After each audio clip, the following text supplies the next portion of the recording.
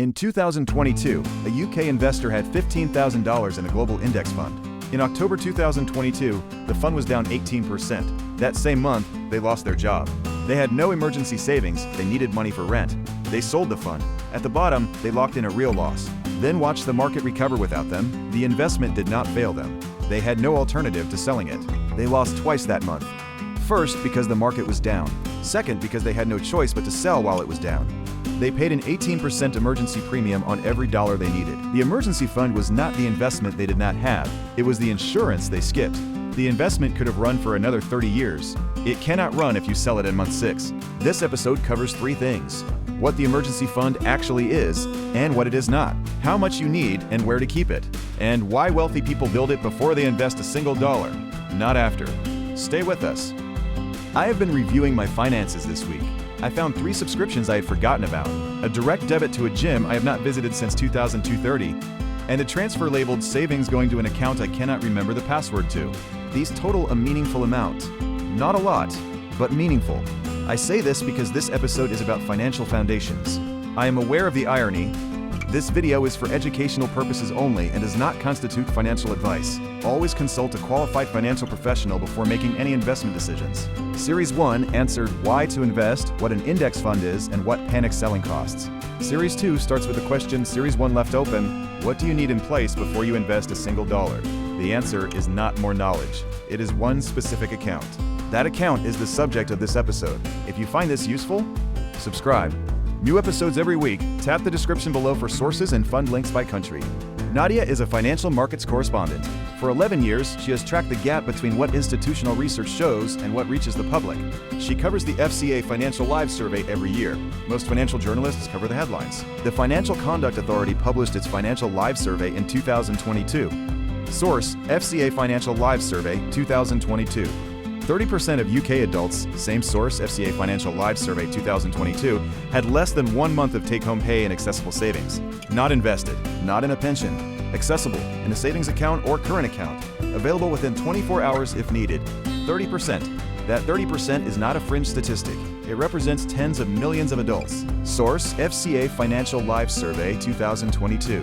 What it means in practice: 1 unexpected expense, a car repair, a medical bill, a gap between jobs, and 30% of the population, source, FCA 2022, faces a choice: put it on high-interest credit or sell investments to cover it. Both options have a cost that compounds. The high-interest credit route averaged 22% APR. Source: TransUnion 2024. The investment sale route, whatever the market is doing that week. In 2022, for the investor in today's pre-hook, that cost was 18%. Source: MSCI World Net Return Index, October 2022. Tens of millions of adults. 1 unexpected event. A choice with a compound cost on either side. That is the structural gap the emergency fund closes. Not an investment gap, an insurance gap. An emergency fund is 3 to 6 months of essential living expenses, held in a separate instant access savings account, never invested. Not your investment account, not your ISA or TFSA or 401k equivalent. A separate account, instantly accessible, never touched except in a genuine emergency. The rule on what counts as an emergency: job loss, medical expense, essential home repair. Not a sale, not a holiday, not an upgrade. The reason it is not invested: markets fall at the same time that emergencies happen. Recessions cause job losses and portfolio falls simultaneously. If your emergency fund is invested, it is worth less precisely when you need it most. Where to keep it: high-yield instant access savings account. Not your current account, not your investment platform. A separate, clearly labeled savings account. Why separate? If it is in the same account as you're spending money, you will spend it. Separation is not bureaucracy, it is architecture. The friction of a separate account is the feature, not the bug. Why instant access? You cannot predict when you will need it. Keep it liquid. Why savings, not investment? If the market is down 18%, source: MSCI World Intra-Year Fall Data, JP Morgan 2000-2004, the week you need it, you sell at 18%, same source below the value you thought you had. The low interest on a savings account is the cost of the insurance. It is not a problem, it is the price of the product. I thought cash and savings was losing to inflation every year. Is it not irresponsible to keep money in savings when inflation is running at 4 or 5%? The comparison you are making is wrong money against right money. Source: FCA Financial Lives Survey 2022. when 39%, source FCA 2200, of adults who needed emergency money in 2022 borrowed it at an average of 22% APR, source TransUnion 2024. The relevant comparison is not savings interest versus inflation. It is savings interest versus 22% APR. At that comparison, the savings account wins by a margin that compounds for years. You are not comparing savings interest to inflation. You are comparing savings interest to 22% APR credit. That is the actual alternative. Source, TransUnion, 2024. I thought using a credit card as an emergency fund was fine. You pay it off later. Is that not what credit is for? I had this exact belief. I put emergency expenses on credit while my investments were down, intending to pay it off when the market recovered. The market took 2 years. The interest did not wait. Source, TransUnion 2024. The compounding cost of 22% APR, source TransUnion 2004, carried for 24 months cost more than the investment loss itself. I made this mistake. The emergency fund was what I should have had. I thought that if you had a secure job, you did not need an emergency fund. Is this mainly for people in unstable employment? In 2008, global employment fell by 8.9 million in 6 months. Source, International Labor Organization 2009. The majority of those jobs were classified as secure 3 months before the layoffs. The second most common emergency fund trigger is not job loss. It is unexpected household expense. Source, FCA Financial Lives Survey 2022. Those are not predicted by employment status. The question is not whether your job is secure. The question is whether you can absorb a $2,000 unexpected expense without disrupting your investments. The maths, $10,000 invested. Emergency strikes, market down 15%. You sell, you receive $8,500 or whatever that is in your currency. You lock in a $1,500 loss. Permanently, same situation, emergency fund in place. $10,000 invested. Emergency strikes, market down 15%. You use savings, you pay nothing. The investment continues, the market recovers. Source, Ned Davis Research, 2023. The emergency fund saves you the $1,500 loss, or whatever that is in your currency. It also saves you the recovery period. The question is not whether the emergency fund earns enough interest. The question is whether you want to pay a 15% emergency premium when the market is down and you need money. So the emergency fund is not just keeping money accessible, it is keeping the investment from being interrupted. The 15% emergency premium is not the market, it is the cost of not having a buffer. I had not thought of it as an emergency tax before. That is going in the notes. Most people ask whether an emergency fund earns enough to be worth keeping. The right question is, what is the cost of not having one? When you ask the right question, the emergency fund is not a low-return savings account. It is your highest value financial position. It is the instrument that protects every other investment from forced interruption. A forced sale during a market decline is a permanent loss. The emergency fund is the difference between a paper loss and a real loss. How to build one. Step 1. Calculate 3 months of essential expenses. Rent or mortgage, utilities, food, transport. Step 2.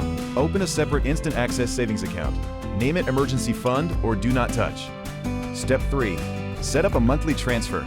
$50 a month, or whatever that is in your currency, builds a 3-month buffer in approximately 18 months for most income levels. Step 4. Do not look at the savings rate.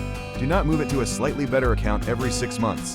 The best emergency fund is the one that exists, not the one that earns the optimal interest. Do it once. Make it automatic. Then leave it to run. Right, quick one. 30 seconds. Stay with us because this is the part most people miss. The FCA Financial Lives Survey 2022 tracked adults who sold investments to cover an emergency. The most common emergency was not job loss. It was an unexpected household expense averaging under $2,000, or whatever that is in your currency. $2,000 emergency, or whatever that is in your currency, at a moment when markets were down, cost those investors an average of $3,100 in investment losses to raise, a $2,100 in losses to solve it. The buffer costs nothing to keep. Its absence cost $1,100 more than the emergency itself. Right, back into it. 5 facts, no hesitation. Fact 1. 30% of UK adults, source FCA Financial Lives Survey 2022, had less than 1 month of take-home pay in accessible savings in 2022. One unexpected expense separates 30% of the population, same source, from a forced investment sale or a high-interest credit event. Fact 2. The average unexpected household expense in the UK in 2023 was approximately $1,900, or whatever that is in your currency. Source: Office for National Statistics, UK Household Cost Index 2023. The median 3-month emergency fund recommendation covers this event 40 times over. The fund is not sized for the average emergency. It is sized for the compounding one. Fact 3. In 10 of the last 14 calendar years, the MSCI World Index experienced an intra-year decline of 10% or more. Source: MSCI World Net Return Index 2024. In 10 of those 14 years, the index still closed the year positive. The falls are normal. The emergency that forces a sale during a fall is the risk, not the fall itself. Fact 4. Investors who sold during the 2222 correction to cover personal expenses were, on average, still out of the market 14 months later. Source: Vanguard How America Saves, 2023. The emergency resolved within 2 months. The market recovered within 11 months. The investors who sold were not back in the market for the recovery. A short-term emergency became a permanent portfolio disruption. Fact 5. The difference in 20-year outcome between an investor with a 3-month emergency fund and one without, assuming 2 forced sales during corrections, is approximately 23% of total portfolio value. Source: Vanguard Fee and Behavior Modeling 2000-2003. Not from bad fund selection, not from market timing, from 2 emergency sales in 20 years. One detail from the ONS Annual Survey of Hours and Earnings 2023. The 3-month emergency fund rule was designed for employed workers with stable monthly income. For self-employed workers, variable income earners, and freelancers, the ONS data shows income volatility 3.8 times higher than employed workers. Same source. For variable income, 6 months minimum, not 3. This distinction is not covered in mainstream financial advice because it requires knowing your own income volatility, which most people do not track. The people who most need the larger buffer are the same people most likely to calculate it using the employed worker standard. This does not mean 3 months is wrong for employed workers with stable income. It applies correctly there. Variable income is a different calculation. If your income varies month to month, 6 months, not 3. 5 episodes on why to invest. 1 episode on what to build first. Episode 1 explained why the wealth window opens early. Episode 3 explained what an index fund is. This episode explains what protects both. The panel episode for this series brings all 4 characters to one question they cannot fully agree on. When does the emergency fund become the thing that holds you back from investing? 4 completely different positions. It is in the description. The investor who built the emergency fund first did not earn more. They did not time the market better, they just avoided selling. Subscribe. New episodes every week. In episode 7, starting at 25 versus starting at 35. The compound interest gap between those 2 choices is the most counterintuitive result in this series. After filming this episode, I checked my savings. My savings app showed $14. I had labeled the account Holiday Fund. I transferred $200 into it, renamed it Emergency Fund, then spent 40 minutes researching whether there was a higher interest account I could move it to. I am still researching, the transfer has not happened. Right, that's going in the notes. Next episode is up there. Subscribe is over there. Both are better than whatever you were about to do instead. I know this because I have watched the next episode. I understand all of it, I have done approximately none of it yet. That is what the subscribe button is for.